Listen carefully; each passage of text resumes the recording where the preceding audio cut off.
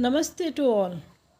खुश हैं, बढ़िया हैं, हंसिए, नाचिए, गाइए पर खुश रहिए। एक सीट गवर्नमेंट सीट एग्ज़ाम्स पास में है, केवीएस का तो आ ही गया है, समझ लीजिएगा। एक सीट आपको अपने लिए रिज़र्व करनी है कि एक सीट है, आप अपनी वो अचीव कर लीजिएगा और उसके लिए मेहनत ज़रूरी है। मेहनत करते रहिएगा, फल मिल ही जाएगा। एक अच्छा खासा एग्जाम्पल आपके सामने मैं यूट्यूब पर देखिए मेहनत कर रही हूँ, डाल रही हूँ अपने तरीके से, हर तरीके से जो डालनी चाहिए छोटा डाल रही हूँ, पर इम्पोर्टेंट डाल रही हूँ कि जो एग्ज़ाम से बिल्कुल रिलेटेड है और जो एग्ज़ाम में जिसके आने के चांस जो है 99% है। 1% मैं भी कोई ऊपर वाला ईश्वर नहीं हूँ, गॉड नहीं हूँ, तो 99% जिनके चांसेस है कि जो एग्ज़ाम में आते हैं, आए पूछे जाते हैं, वही मैं आपके सामने क्वेश्चंस रख रही हूँ। तो मेहनत का एग्जाम्पल मेरा ही एक अच्छा हुआ कि पर फिर भी 2-4 व्यूज़ के बाद भी मैं हार मानने को तैयार नहीं हूँ और ना ही मैं हार मानूंगी। तो वही चीज़ आपको अपनी एक सीट रिज़र्व रखनी है कि आपकी एक सीट है, हमें वो लेनी है, हमारी गवर्नमेंट सीट है, हमें बस वो छीननी है, वो किसी तरह से मेहनत करके लेनी है।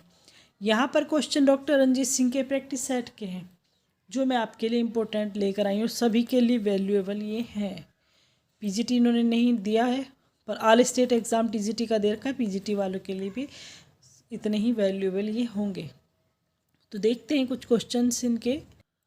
हमारा फर्स्ट क्वेश्चन है, which movement is also known as religious, जो धार्मिक होते हैं, पॉलिटिकल राजनीतिक मूवमेंट इन इंग्लैंड में कौन सा मूवमेंट जो है राजनीतिक और पॉलिटिक जो धार्मिक और राजनीतिक मूवमेंट के नाम से जाना जाता है।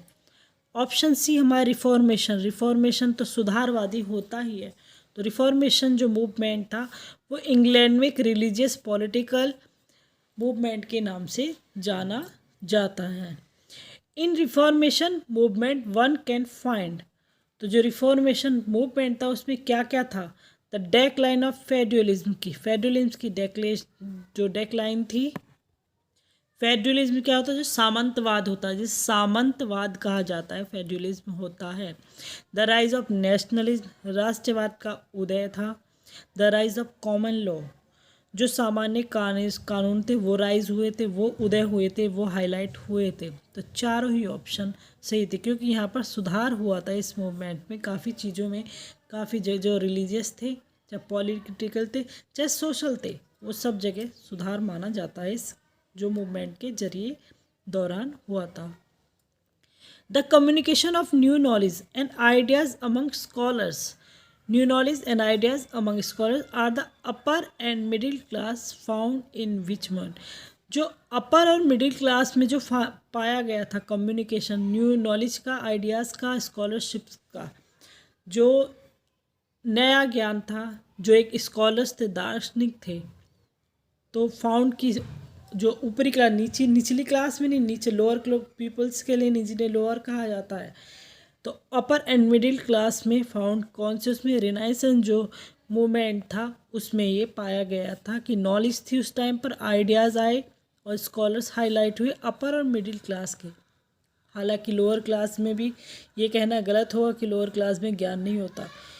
इसका एक अच्छा उदाहरण हमारे भीमराव अंबेडकर जी हैं, जिन्होंने हमारे लिए एक संविधान जैसा लिखकर हमारा लाइफ को बहुत एक अच्छा, कहते स्वर्ग में लाना कर दिया है। तो बहुत अच्छा ज्ञान कहीं भी हो सकता है, अपर एंड मिडिल में ही नहीं, कहीं भी ज्ञान हो सकता है, कहीं से भी मिल सकता है।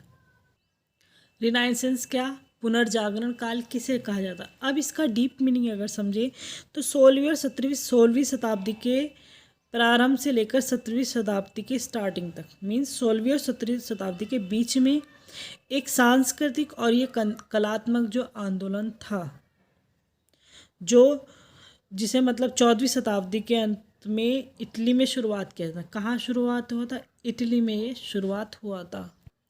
लेकिन इंग्लैंड में जो ये अब जब आया, ये स्लोली आया, धीरे धीरे मूवमेंट आया था। और जो माना जाता है कि हेनरी जो 8 थे, उनके शासनकाल के दौरान 16वीं शताब्दी की शुरुआत में इसकी ये स्टार्ट हुआ था पुनर्जागरण काल। Who stood up against the false doctrine, जो फॉल्स डॉक्ट्रिन्स थे कैथोलिक चर्च के, तो कौन हुए? तो मार्टिन लूथर एक नाम इंग्लिश में है, जो अगर इंग्लिश पढ़ रहे हैं तो मुझे नहीं लगता 100 में से कोई एक ही होगा जिसने मार्टिन लूथर का नाम ना सुना हुआ। तो ये खड़े हुए थे फाल्स डॉक्ट्रिन जो थे सिद्धांत थे जो चर्च के कैथोलिक चर्च के, मार्टिन लूथर उसके अगेंस्ट खड़े हुए थे। और इन पे एक क्वेश्चन भी बनता है कि इन्होंने स्टार्ट क्या था। इन्होंने प्रोटेस्टेंट जो रिफॉर्मेशन था वो इन्होंने स्टार्ट किया था, वो इन्होंने ही दिया था। इनकी जो पब्लिकेशन था वो 95 थीसिस थे। 95 थीसिस आप याद रखेंगे। सिद्धांत जो थे इनकी खोज जो थी वो 95 में थी। इनका जन्म लगभग आई थिंक 1483 से 1546 तक ये रहे। तो ये टाइम भी आपको याद करना हो क्योंकि इस पर भी क्वेश्चन जो है बनता है। In which movement the supremacy, pope की जो सुप्रेमेसी थी, जो सुपर पावरफुल इंसान होता है, वो ब्रॉट टू एन एंड कब हुई, अंत कब हुई? तो रिफॉर्मेशन जो आंदोलन हुआ तब जो पॉप की ही चल रही है, पॉप की ही मानी जा रही है, सुनी जा रही है। जब आंदोलन शुरू हुआ, ये सुधारवादी आंदोलन हुआ, तो इनके इस चीज़ का सुप्रीमेसी का एंड हो गया। Denouement is related to a play, important question 2000 TGT 2009 का आया हुआ भी है। Important question. एंड इकोलॉग क्या होता है? इकोलॉग एक पल्ली गीत होता है जिसे पेस्टोरल भी कहा जाता है। शुद्ध भाषा में से, हमारी भाषा में से पल्ली गीत कहा जाता है। एक पेस्टोरल पोएम जो होती है वो इकोलॉग को कहा जाता है। इम्पोर्टेंट क्वेश्चन यहाँ पर आपके लिए। क्वेश्चन कैथेसिस जरूर याद रखें, क्या होता है ये आपको ज़रूर याद करना है। मैंने आपको बताया भी है कई बार कि किस चीज़ से रिलेटेड होता है, कहाँ इसका मतलब होता है, कहाँ रुकता है, क्या अर्थ है, सब कुछ चीज़ें आपको समझाई जा चुकी हैं। तो मीनिंग क्या है? रिलेटेड टू ट्रेजेडी मीन्स जब जो नाटक थे या कला थी, जब एक हाई लेवल पर जो फीलिंग्स जाती है उसको शांत करना, जब एक हाई लेवल पर जो भाव शांति होती है, ट्रेजेडी बिल्कुल लास्ट में जाकर जो हो जाता है एक नाटक का, कला का जो एक हाई लेवल की शांति होती है, ट्रेजेडी जब बिल्कुल ख़त्म, अब कुछ नहीं होना, शांत हो गया बिल्कुल, जैसे हैमलेट है, बिल्कुल ट्रेजेडी उसमें बहुत ही ज़्यादा पूरा प्ले जो है ट्रेजेडी बेस्ड है। तो रिलेटेड टू ट्रेजेडी। कॉरस क्या होता है? एक ग्रुप होता है सिंगर्स का, ड्रामा में उसे कॉरस कहा जाता है।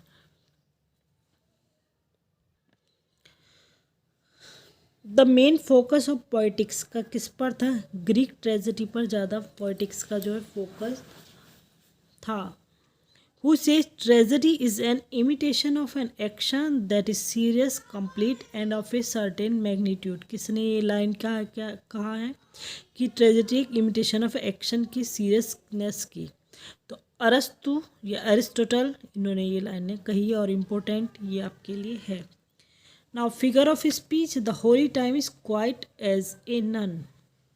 तो वर्ड हमारा एज आ ही रहा है। मैंने आपको तरीका फिगर ऑफ स्पीच पहचानने का अपनी वीडियोस में बता चुकी हूँ। तरीका क्या होता है, इन्हें पहचानने का आसान ट्रिक क्या होती है? तो सिमिली हमारा यहाँ पर है। The sea that wears her bosom to the moon, the figure of speech. ये चीज़ें आपको बहुत अच्छे से समझाई जा चुकी हैं, प्लीज़ वीडियो देख लीजिएगा आप। पर्सनिफिकेशन, मानवीकरण, क्योंकि सी को मानवीय इंसान की तरह दिखाया गया कि that wears her bosom on the moon. The figure of speech in which we ascribe intelligence and personality to inanimate things is not. Personification में हम पर्सनैलिटी वगैरह को इनको जो है दर्शाते हैं, इंसान की तरह यूज़ करते हैं। Which figure of speech has been used in the following line. तो बहुत आसान, O word, apostrophe, O life, O time. तो यहाँ पर क्या किया जा रहा है, मैंने आपको इसका भी तरीका ट्रिक बताया और जाहिर सी बात है एपिस्ट्रोफी का मार्क है, तो ये एपिस्ट्रोफी जो है फिगर ऑफ स्पीच यहाँ पर यूज़ हो रही है। तो कुछ चीज़ मैं तो ज़्यादातर तरीके ही आपको बताने की कोशिश करती हूँ कि रूल्स आपको ना पता हो पर तरीका पहचानना आपको आना चाहिए। यहाँ पर ओ वर्ल्ड, ओ लाइफ, ओ टाइम को जो संबोधित करके बात किया जाए। एपोस्ट्रोफी क्या होता है? संबोधन अलंकार। संबोधन क्या होता है? जो हम किसी को संबोधित करके बात करते हैं। जैसे हमारे प्रधानमंत्री जी हैं, वो एक वर्ड बोलते हैं मित्रों, तो मित्रों वो संबोधित करके बात कर रहे हैं, मित्रों बोलते हैं वो ज़्यादातर। तो एक एपोस्ट्रॉफी फिगर ऑफ स्पीच उनके मित्रों में है कि वो संबोधित कर रहे हैं किसी से को।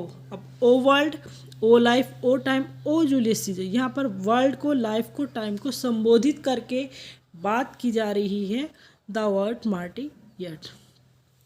यहाँ तक इनके कुछ क्वेश्चन है, बाकी वीडियो का रिस्पांस बताता है कि किसको क्या पढ़ना है, कैसे पढ़ना है, कितने व्यूज़ आ रहे हैं।